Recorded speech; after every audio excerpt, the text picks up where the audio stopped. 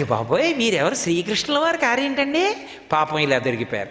పాపం మీరు ఎప్పుడైనా వెన్న తిన్నారేంటి? మీకు దొంగతనం తెలిసేమిటి? వెన్న అంతా కూడపెట్టుకుని దాచుకుంటున్నానురా నేను తిందామని. నిన్ను కన్నాను కదూ, కడుపంతా ఖాళీ అయిపోయింది, వెన్నంతా నీ తిందామని నీకు పెట్టకుండా దాచుకుంటున్నానే, అందుకని పాపం పక్కిళ్ళకెళ్ళి దొంగతనం చేస్తున్నావే. పాపం నీకేమైనా వెన్న తింటే కదూ, పాపం మీకెప్పుడూ వెన్న తెలియదండి.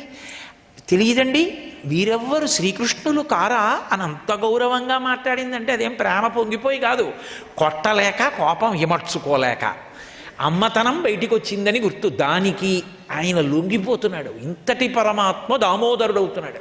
అది ఆ లీల వైభవం. అందుకే దాన్ని ధ్యానం చూసి సమాధిలోకి వెళ్ళిపోయారు కొంతమంది. ఇంతటి పరమాత్మ వశుడవడానికి ఇంత ప్రేమ కారణమని.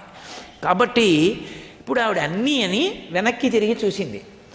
వాళ్ళందరూ పట్టుకో చూద్దాం నువ్వు కూడా అన్నారు కదా, పట్టుకుంది కదా, ఇప్పుడు అదో పెద్ద కితాబ్ సంతోషం. ఆయనతో కాదు వాళ్ళతో అనాలి అన్నమాట. ఏమమ్మా పట్టుకోలేనన్నారుగా, పట్టుకున్నానా లేదా అనాలి.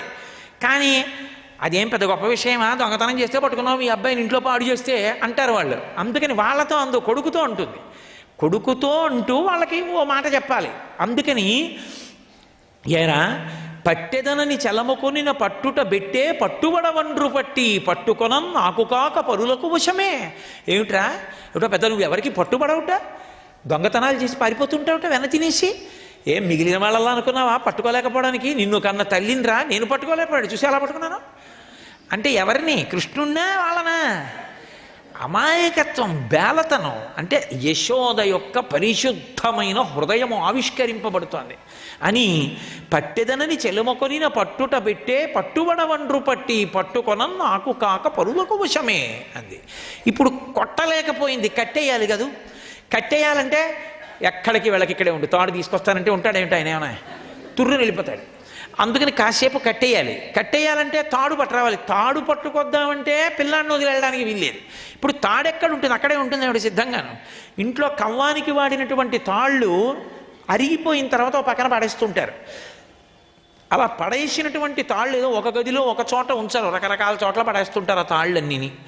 ఇప్పుడు ఆ తాడు వెతుక్కోవాలి. అందుకని ఓ చేత్తో పిల్లాడిని పట్టుకుని ఒక్కొక్క గదిలోకి వెడుతోంది. పెద్ద పాఠం చదువుతూనే ఉంది. ఇప్పటిదాకా కృష్ణుడు చదివాడు, ఇప్పుడు ఈవిడ చదువుతోంది.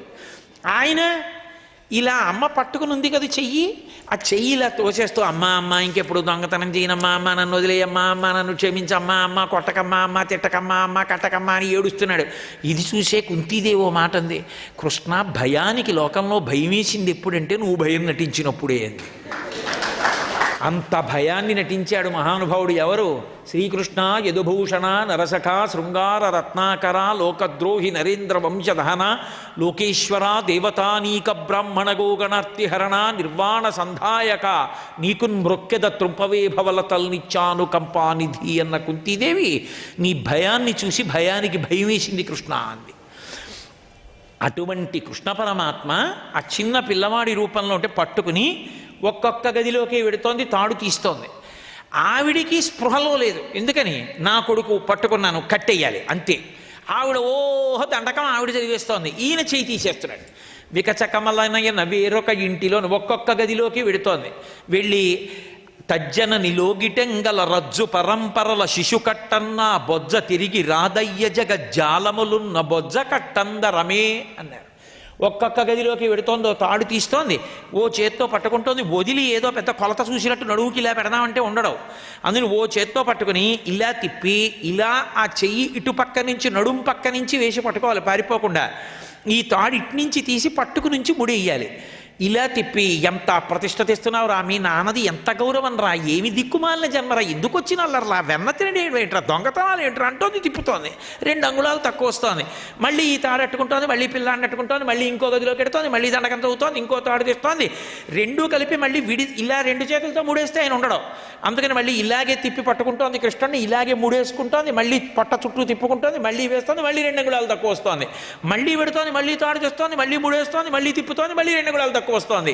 ఇదేంటి ఇన్ని తాళ్ళు తెచ్చినా 2 అంగుళాలు తక్కువ అవుతోందని ఆవిడ ఆలోచించట్లేదు. ఆవిడ కట్టాలన్న తాపత్రయంలో ఆయన సమస్త జగత్తుల బొజ్జలో ఉన్నవాడి బొజ్జ కట్టడానికి ఏ తాడు ఈ ప్రపంచంలో సరిపోతుంది కనుక ఆయన బొజ్జకి తిరిగి రావట్లేదు. సర్వం శ్రీ ఉమామహేశ్వర పరబ్రహ్మార్పణమస్తు. స్వస్తి.